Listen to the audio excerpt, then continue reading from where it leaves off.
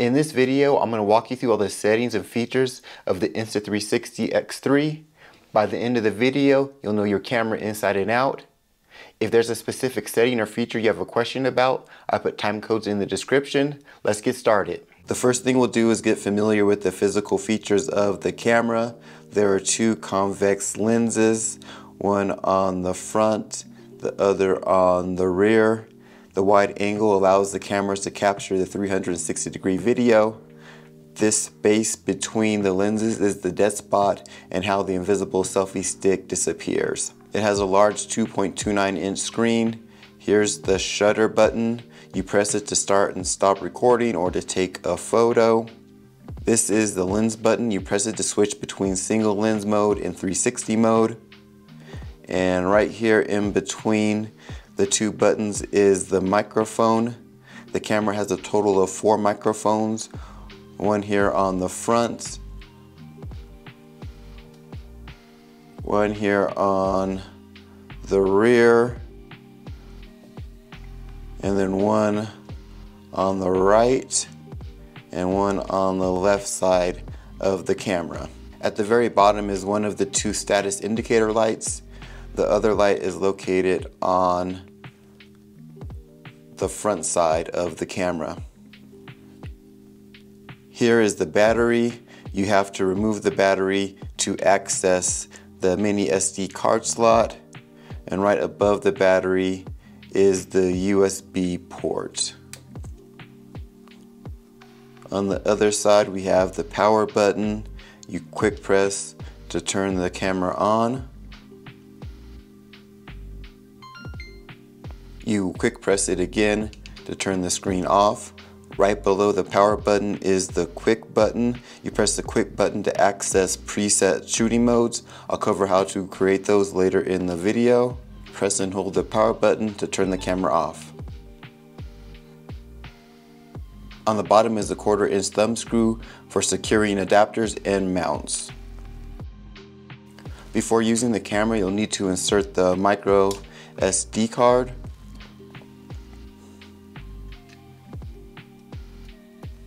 When you reinsert the battery, you want to make sure that arrow is pointing up towards the lens. And you should hear it click in. And right here on these tabs, you do not want to see any orange. If you see orange, that means the seal isn't tight and the unit is not going to be waterproof. You'll also want to charge the battery using the provided USB-C cable. There's one last thing you'll need to do before you're ready to start recording. That's download the Insta360 app. You'll use the app to download firmware, to access your photos, and to use the video editing tools. Now let's get familiar with the display and navigating the touchscreen. In the upper left-hand corner is the SD card status. On the other side is the battery status. Down here is the switch lens mode. Tap it to switch between the front and rear lenses.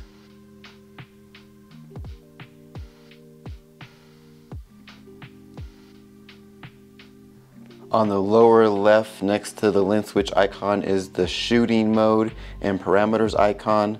So right now I'm in video mode set in 4K resolution. Tap the shooting lens mode to bring up the shooting mode menu.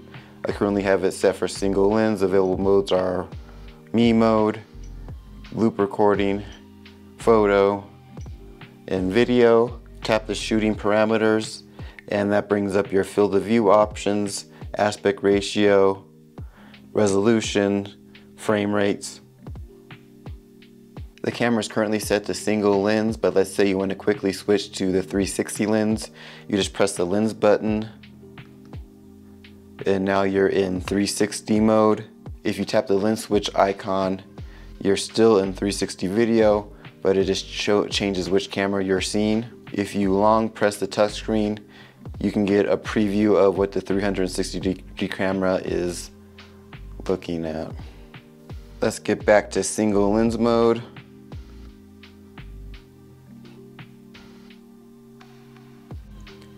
If you swipe down from the top screen, you open up the shortcut menu.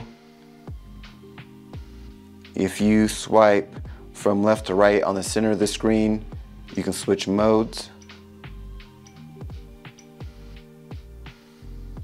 If you swipe right from the left edge of the screen, you bring up the album. You swipe up to see different things you've recorded. Tap here to get a grid view. You can select multiple files that you want to delete them in a batch. Swipe left from the right edge of the screen to be able to adjust parameters like the ISO and white balance. The X3 is a really cool camera. I use mine to record off-road videos. What do you use yours for? Let me know in the comments. Now let's go through the shortcuts menu. Tap the speaker icon to adjust the volume. It can be low, medium, high, or you can mute the sound altogether. Next is the indicator light on off icon. Tap it to turn the indicator lights on or off. I leave it on so I can see if the camera is recording, even though the screen may be off and not facing me. So the indicator light is down here at the bottom. If it's solid blue, that means the camera is on. If the color is cyan, it means it's in standby. When it's charging, it's solid red. When it's fully charged, the indicator light is off. When it's recording video, it is flashing red. When it's in solid cyan, it's in UDIS mode. UDIS mode is enabled when you're trying to connect your camera to a computer. It flashes blue during a firmware update. If it's flashing yellow, that means there is a storage error. Continuing from left to right, next we have the audio settings. So our first setting is direction focus. In 360 mode, direction focus enhances the audio based on where the camera is pointed on the screen. In single lens mode, the audio will be enhanced based on the direction of the lens when filming. Wind reduction reduces high wind noises and boosts voices. And you can also set it to stereo sound. The icon changes based on the selected audio. So here, this is what it looks like when we set the stereo. When we go to wind reduction, there's a mic with the wind drawing. If we go to direction focus, the icon is facing forward. On the next row down, we have vibration on or off. When vibration is on, you get a tactic feedback when you're interacting with the camera. I like getting that feedback, so I leave it on. Next is quick capture on or off. I use quick capture all the time, so I leave it on. How it works is if the camera is turned off,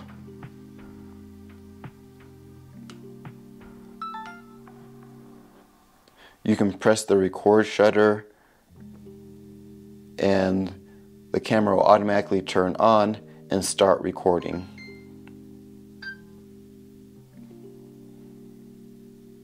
When you press the shutter button to stop recording, the camera turns off. You can connect your Apple AirPods to the X3 and use them as an external mic. To connect them, you tap here and it will start searching. We'll see if it works. Start searching for your Apple device. So we can see they're connected and they're good to go. When you close the case, they automatically disconnect. Pre-record captures the first 15 to 30 seconds of video before you press the shutter button to record. If there's a big moment and you press the record button late, you'll still be able to capture that moment because it's going to catch the first 30 seconds before you hit the record button. Next, we can adjust the screen brightness. If it's a bright sunny day, you'll want to keep that screen bright. You can connect a Bluetooth remote. If you're using a lens protector, you want to tap this icon to enable lens guard mode so the image stitching and stabilization knows to adjust for the lens protector. Tap here to enter dive case mode. If you're taking the camera into the water and using the dive case, you would use the power button to switch modes and the screen is locked. The last icon in the lower corner is the settings menu. The first item in the setting menu is the camera info. That's where you would find the serial number, firmware version, and export log. Next we have USB mode. If you're connecting your camera to a PC, tap Wi-Fi to access your Wi-Fi info. The camera uses Wi-Fi to transfer information to your phone. Bluetooth wake up, when that's enabled, that allows the camera to be turned on via the app or a Bluetooth remote. We have voice control on or off. So that shows the languages that are available to do voice control and the commands that are available also. Let's test out the voice commands to see how well they work. Start recording.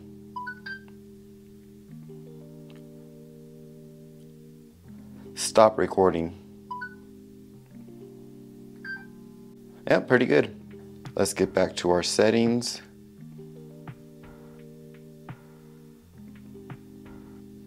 Anti-flicker gets rid of the flicker from fluorescent lights and television screens when you're recording indoors. You can set it for a particular hertz or just leave it on auto. Video bit rate, you can set that to high or standard. A high bit rate produces a better quality image, but also increases your file size. We have video sharpness, and you have several levels you can set it at. You can do low, medium, high, highest. I'm still trying to work with these settings to see which gives the best image quality. External mic gains, if you attach an external mic, that way you get the appropriate audio levels and you don't peak or sound too soft. Auto sleep, the camera will go into sleep mode after a set number of minutes of inactivity or during recording if you're recording for a long period of time. Let's say you're doing a long time lapse. Auto power off, the camera will turn off after a set number of minutes of inactivity. You can set the language, and there are several options that are available. SD card, you can see how much storage space is available and reformat the card. If you format the card, you will lose all of your footage. The customize button, you can change the lens button to the shutter button. Gyro calibration. Sometimes you may need to recalibrate the gyroscope to ensure accurate image stabilization. Factory reset, and that returns your camera back to its factory settings. Certification is just a whole bunch of legal junk. Now we'll go through all the shooting modes. You can switch shooting modes by tapping the shooting mode icon at the bottom of the screen, or you can swipe left and right from the center of the screen. In 360 mode, you can use the following shooting modes. We have video, active HDR, time lapse, time shift, bullet time, loop recording, star lapse, burst, interval, HDR photo, standard photo, and back to video. In single lens mode, we have video, me mode, loop recording, photo, and back to video. Let's go back to the 360 lens and we'll go through each of these modes. In 360 video mode, you can tap the shooting parameters, and here we see the available resolutions up to 5.7K all the way down to 3K. At 5.7K you can shoot at 30 frames per second, 25 frames, 24 frames per second. If you go to 4K, you can go all the way to 60 frames per second. If you want to do slow-mo, you have to go down to 3K, and then you can shoot at 100 frames per second. So we'll go with 5.7K, 30 frames per second. Now if we want to adjust our parameters, we swipe from the edge and we'll start with auto mode. In auto mode, you can select your color profile. There's standard, there's log. When you shoot in log, you get a flat image, but there's more data, and you want to use that if you're going to do color corrections and grading. And then you have vivid. You can adjust the white balance auto or manually. You can control the EB value. And here we have isolated expo.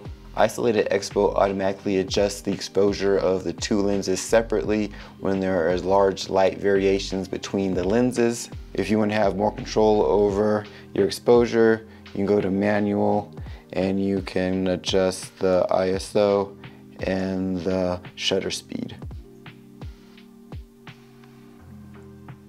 If we start recording, this icon down here in the corner is the multi-view. So when you enter multi-view mode, it is recording a 360-degree video, but right in this box, the AI is looking for an individual for your face. So if you want to do a picture-in-picture video or do a split screen of view as well as whatever's happening with a 360 video, you can do that. On this channel, I'm going to bring you the latest action camera news, reviews, and how-tos. Make sure to like and subscribe so you don't miss a thing. Next is HDR video. In this mode, you can record stabilized high dynamic range videos. You can only shoot in a resolution of 5.7K, and the frame rates are from 30 to 24. If we check out our parameters, there is no manual adjustment allowed in this mode. You can only adjust your white balance. Next mode is time lapse. You can record a time lapse in 8K or 5.7K, and your frame rate is maxed out at 30 frames per second. Up here you can control the interval. For parameters, all the standard color and exposure values can be adjusted. Time shift, aka hyperlapse, you shoot a moving time lapse. You can record in 5.7K up to 30 frames per second.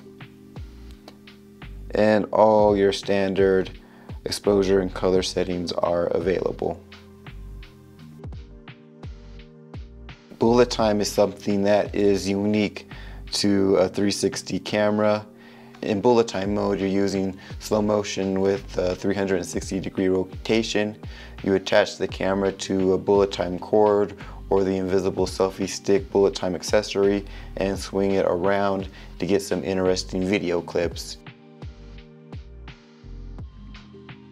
You can record in 4K at 120 frames per second or 3K at 180 frames per second. You can't adjust any of the exposure settings manually. You can only change the color profile, the white balance, and the EV. In loop recording mode, the camera is continuously recording but only saves a fixed length of video. For example, you can use it as a dash cam and set it to record for 1 minute all the way up to 30 minutes. You can record in 5.7K at 30 frames per second or 4K 60 frames per second. You can adjust all your exposure and color settings manually or leave it set to auto. In star lapse mode, you can shoot night lapse with the star trail effect. The resolution is set at 18 megapixels and you cannot activate the timer. You can adjust your exposure settings manually or leave it set to auto. INSP is Insta360's photo file. You can store a photo file and also a RAW file. In burst mode, you can take 9 360-degree photos rapidly. The max resolution is 18 megapixels. You can adjust the exposure mode manually or leave it set to auto. In interval shooting mode, the camera will take a 360-degree photo at a set interval. The max resolution is 72 megapixels, and the shooting intervals can be anywhere from 3 seconds to a maximum of 120 seconds. The standard auto or manual exposure settings are available. The difference between interval mode and time lapse is that the interval mode gives you photos as opposed to a time lapse video. The photos can be turned into a time lapse in post-production though.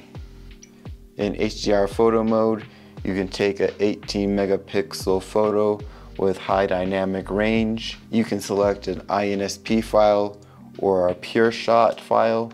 PureShot photos have enhanced dynamic range. You can adjust the white balance. You can change the EAB, the automatic exposure bracketing. The camera will take 3 to 9 shots at varying exposures and combine them to form one photo. You can adjust your EV, but you cannot adjust any of the other exposure settings manually. In photo mode, you can take 72 megapixel images. You can select your file format, and all the color and exposure settings can be done manually or left on auto. In 360 mode, you have horizon lock. When horizon lock is enabled, you can rotate your camera 360 degrees, but the horizon does not change. That's all our 360 settings. So now let's check out the single lens mode. We'll start with single lens video mode. You can select between default field of view and field of view plus. Default field of view should be used when you're shooting up to 4K resolution and using in-camera stabilization. You can select linear, wide, ultra, and action field of views. If you want to shoot a vertical video, you can go from 16 by 9 to 9 by 16. Field of view plus should be used if you're going to apply flow state stabilization or 360 horizon lock and adjust the aspect ratio in post using the Insta360 app or the desktop studio. If field of view plus is selected, your resolution drops down to 2.7K at up to 60 frames per second, and your field of view options are linear plus, wide plus, ultra plus, action plus, and max. In 4K, you can record up to 30 frames per second. At 3.6K, you can record up to 60 frames per second. There is no slow-mo. If you want to record a slow motion video, you have to go back to 360 mode and reframe the video in post. You can pick your color profile, and the exposure settings can be adjusted manually, or you can leave them on auto. In me mode, you can record video with the invisible selfie stick removed. You can select a horizontal or vertical aspect ratio. The field of view can be set to linear, wide, ultra, action, or max. The resolution is set at 1080p up to 60 frames per second. All the standard color and exposure settings are available. In loop recording mode, the camera is continuously recording but only saves a fixed length of video. You can adjust the field of view, the aspect ratio, the recording duration, your frame rate. All the standard color and exposure settings are available. In photo mode, you have the aspect ratios of 16 by 9, 1 by 1, 9 by 16. You can shoot a max resolution of 36 megapixels and set a timer. You can select your file format, and all of the standard color profile and exposure settings are available. Okay, let's go back to 360 mode video, And let's say there's a shooting mode that you like to use a lot. You can create a custom settings for it and assign it to the quick button. Let's say you want to get motion blur in your videos. You're going to leave it set at 5.7K, but you want to drop your frame rate down to, let's say, 24 frames per second. Go into your parameters and you want to set the shutter speed to 1/50.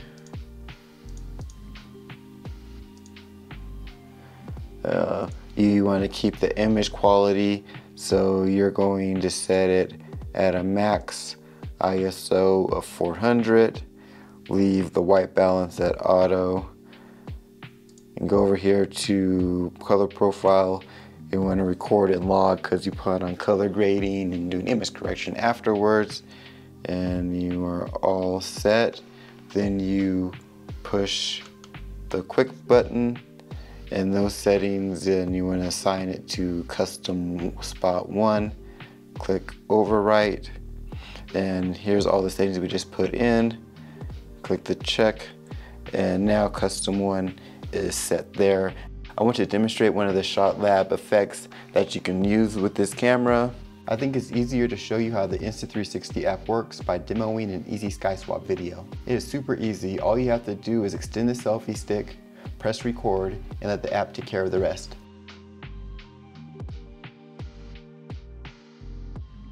To learn more about your Insta360 X3, check out this video.